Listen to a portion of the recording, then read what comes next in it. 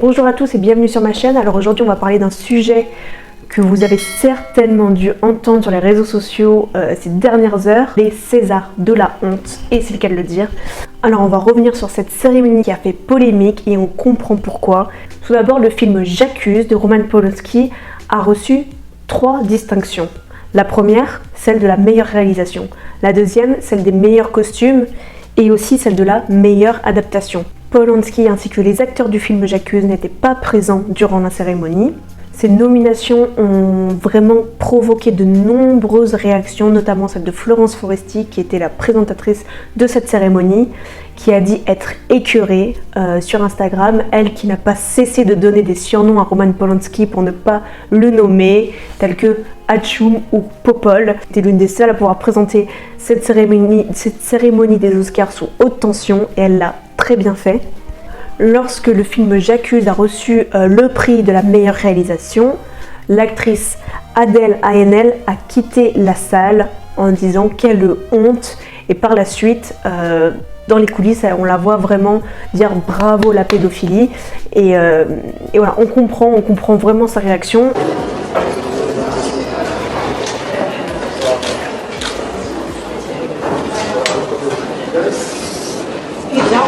Vive la pédophilie! Bravo la pédophilie! Bravo! Non. Alors, elle a été suivie par la réalisatrice Céline Sciamma, qui était elle aussi dans la catégorie de la meilleure réalisation.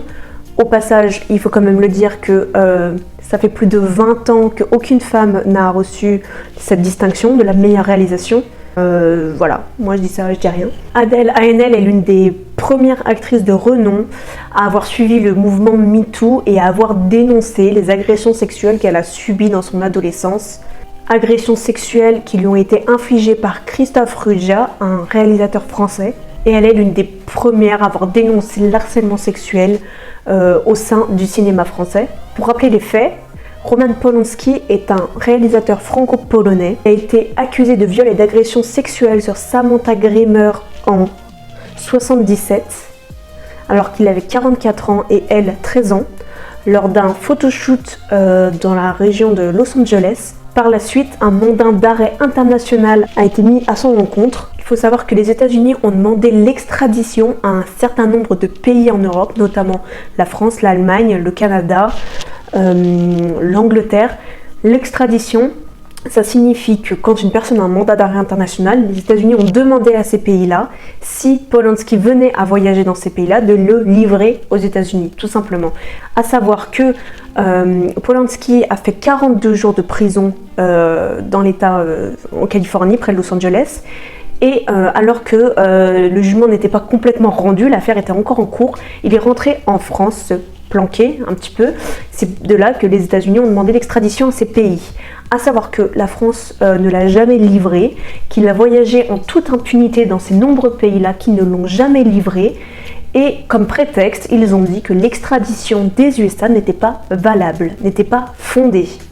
Soit. Donc clairement, Roman Polanski pendant des années a été protégé en Europe, notamment en France, et a pu faire sa vie comme bon lui semble, alors qu'il était sous une condamnation aux États-Unis.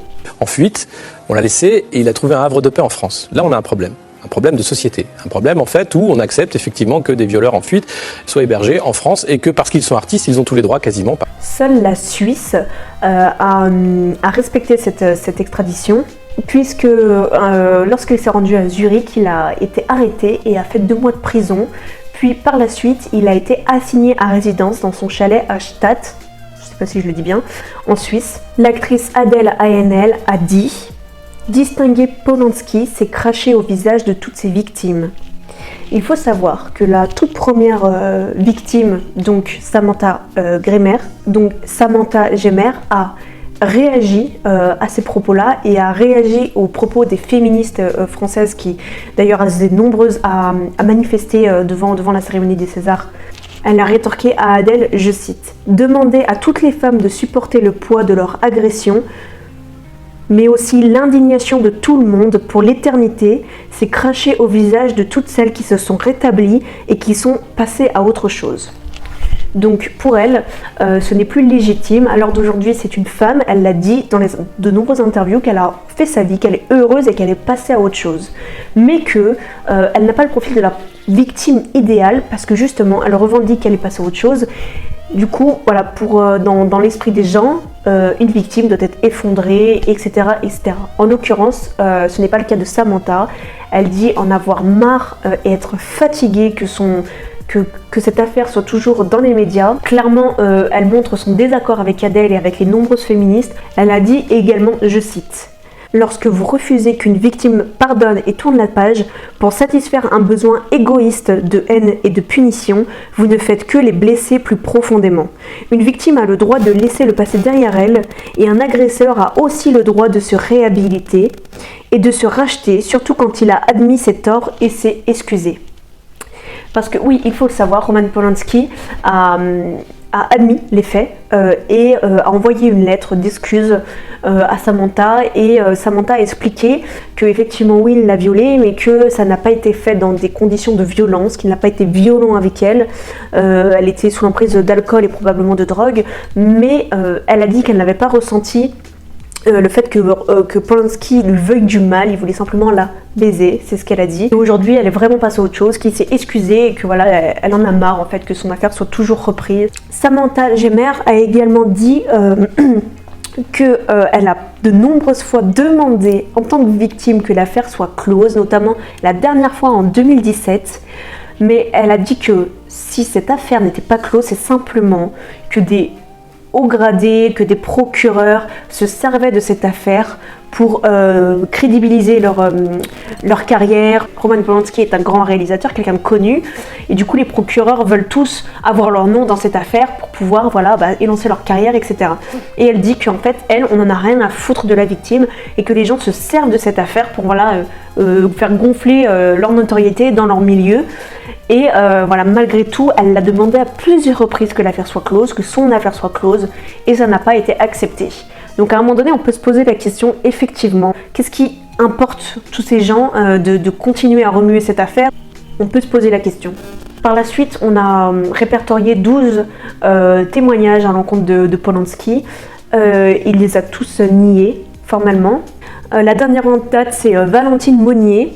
Elle a dit ça dans un interview le 8 novembre. Elle dit avoir été violée en 1975 alors qu'elle avait 18 ans, et elle dit « J'accuse aura marqué ma limite ». Le film de Roman Polanski, J'accuse, quand il est sorti, elle dit que pour elle, c'en était trop et que c'est là qu'elle a voulu parler. Il faut savoir que sur les 12 accusations, 6 sont faites par des femmes qui témoignent en leur nom. Alors on va reprendre ces différentes accusations par ordre chronologique. Alors en mai 2010, on a Charlotte Lewis, qui a été violée lors d'un casting à Paris chez Roman Polanski alors qu'elle avait 16 ans. L'avocat de Polanski dit que c'est un chantage, qu'en réalité la jeune femme se serait inventé ce viol pour par la suite soit obtenir des rôles, soit obtenir de l'argent, parce qu'il faut savoir qu'il a versé à sa victime, Samantha Gemer, sa première victime, $500,000. Charlotte Lewis a témoigné mais n'a jamais porté plainte. Deuxième cas, en août 2017, dite Robin. Elle a témoigné à visage découvert, mais elle n'a pas donné son véritable nom. Elle dit avoir été violée alors qu'elle avait 16 ans en Californie en 1973. Pareil, elle n'a pas porté plainte, mais elle se dit être prête à témoigner. En septembre 2017, Renate Langer, qui est actrice et mannequin allemande, dit avoir été violée en 1972 à Stade, en Suisse. Il faut savoir qu'à Stade, Roman Polanski possède un chalet. Par la suite, elle aurait été reviolée à Rome parce que l'homme l'aurait invitée à Rome sur un tournage en lui prétextant de lui offrir un rôle dans son film Quoi pour se faire pardonner de l'avoir violée. La jeune femme accepte, elle rêve de devenir actrice. Elle dit que malgré le fait de s'être défendue sur le tournage du film à Rome, il l'a violée à nouveau. En octobre 2017, Marianne Barnard, qui est artiste américaine, affirme dans une interview avoir été agressée sexuellement en 1975 alors qu'elle avait 10 ans, lors d'un photoshoot en Californie. Novembre 2017, un journaliste israélien, Matan Uziel, crée un site internet, imetpolanski.com, j'ai rencontré Polanski, pour recueillir des témoignages de femmes qui ont été victimes. Il en recueille notamment 5. Ils veulent rester anonymes et ils ne veulent pas avoir affaire à la presse Sur les 5 témoignages, tous se seraient déroulés entre 1969 et 1976. Les femmes auraient entre 12 et 16 ans, notamment une qui aurait été violée à Stade à l'âge de 15 ans. Alors là, il s'agit soit de viol, soit d'agression sexuelle pour les 5 témoignages. Mais l'avocat de Polanski affirme que Matan Uziel est un usurpateur, que c'est un site pour lever des fonds et qu'il propose 20 000 $, écoutez bien 20 000 $ à chaque femme capable de lui livrer un témoignage qui pourrait incriminer le réalisateur. Le journaliste en question a affirmé et a confirmé cette version des faits. Effectivement, il proposait de l'argent à des femmes capables de lui monter un témoignage bien ficelé pour incriminer le réalisateur. Donc là encore, on se pose des questions sur la véracité de certains témoignages. En novembre 2017, Mallory Millette, actrice américaine, dit avoir subi 2 tentatives de viol de la part de Polanski. En février 1970, elle avait 29 ans, il aurait consommé du LSD et il a tenté de la violer. Il a voulu soi-disant la revoir pour s'excuser et il a tenté de la violer une seconde fois. Là, elle ne voulait pas porter plainte parce que c'est une petite actrice et que c'est un grand réalisateur connu. Et voilà qu'elle s'est dit qu'elle n'avait pas assez de preuves pour prouver qu'il a tenté de la violer. Et enfin, on revient sur le dernier cas en date de Valentine Monnier. Il faut savoir que elle avait 18 ans au moment des faits, c'était en Suisse, à Stade. Elle avait été invitée par une amie à skier et elle se serait retrouvée seule à un moment donné avec Roman Polanski. Elle dit, je cite, « Il me frappa, me roua de coups jusqu'à ma reddition, puis me viola. » On peut se poser beaucoup de questions, notamment quand on voit la première victime de Polanski qui va à l'encontre de ce que disent les féministes, qui dit clairement que ce tapage médiatique et que ces féministes qui parlent au nom des victimes les empêchent de se reconstruire et les font à chaque fois retomber dans cette période de la vie pour celles qui sont arrivées à se reconstruire. Donc là encore, on peut se poser vraiment la question des féministes. À mes yeux, c'est plutôt positif ce qu'elles font, mais en réalité, on donne trop peu la parole aux victimes pour véritablement savoir ce que elles pensent et quel impact ça a sur le fait qu'elles se reconstruisent. De plus, on voit que quand un homme puissant et quand un homme médiatique est inculpé dans ce genre d'affaires, il y a tout un tas de personnes qui va se servir de cette affaire-là pour avoir gain d'argent, de buzz, de célébrité. Donc, est-ce que Roman Polanski doit être jugé pour les 12 affaires? Est-ce que véritablement les 12 affaires sont fondées? Là aussi, la question se pose. C'est très délicat parce que là, quand même, on parle d'un sujet extrêmement sensible. On parle de la vie de femme et surtout de jeunes femmes et très jeunes femmes au moment des faits. La question surtout qui revient, c'est doit-on distinguer l'homme de l'artiste? Moi-même, en tant que femme et en tant que féministe, je me pose la question encore parce que effectivement, si on discerne tous les hommes des artistes, il y a quand même un grand nombre d'artistes qui ont fait des choses horribles dans leur vie et en l'occurrence qui ont fait avancer l'art. Vraiment, il y a un grand nombre d'artistes qui ont innové, qui étaient extrêmement avant-gardistes, qui ont fait avancer les choses dans leur art et qui en parallèle sont vraiment des hommes des pourritures. Je peux comprendre que par respect pour les victimes, on ne distingue pas et à la fois pour l'art on peut distinguer, enfin bref, dites-moi vous ce que vous en pensez. J'aimerais bien qu'on donne un peu plus la parole aux victimes parce que je me demande véritablement si le fait de faire tout un tapage médiatique, d'en parler, d'en reparler, est-ce que c'est bénéfique pour les victimes? Parce que c'est quand même à elles en tant que femmes qu'on pense avant tout. Est-ce que ça les aide? Est-ce que au contraire ça les replonge toujours dans ce moment-là? Vraiment, vous dites-moi ce que vous en pensez, dites-moi ce que vous avez pensé de cette cérémonie. J'ai hâte d'entendre vos avis. N'hésitez pas également à vous abonner, à activer les notifications et à me suivre aussi sur Instagram. Je vais vous mettre ici. De nombreuses autres vidéos arrivent, notamment des vidéos sur l'actualité et sur d'autres sujets de société. Je vous dis à très bientôt. Gros bisous. Je vous embrasse.